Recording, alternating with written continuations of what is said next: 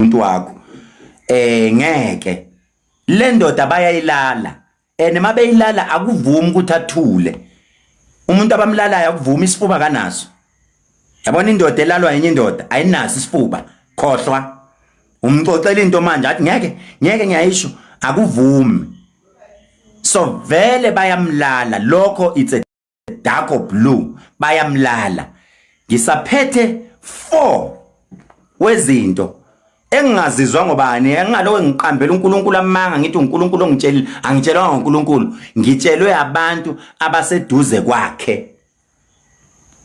elinye ilanga ukwenze lokho kodwa uyodayiswa yilo umuntu ohlala naye lo mama loyo because abanye abantu uhlangana nabo sebadala ufike uthandana naye somdala awumazi ukuthi bethandana nobani awumazi ukhuluma nobani efonini be careful umuntu wesifazane lo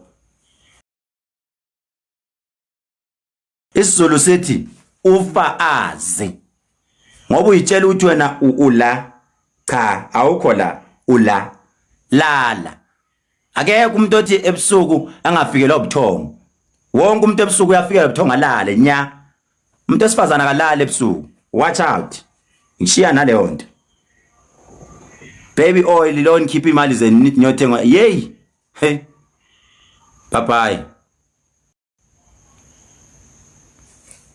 enye into yokugcina nala abenithi bayamlwela eyini bagadi ukuthi akubuye yini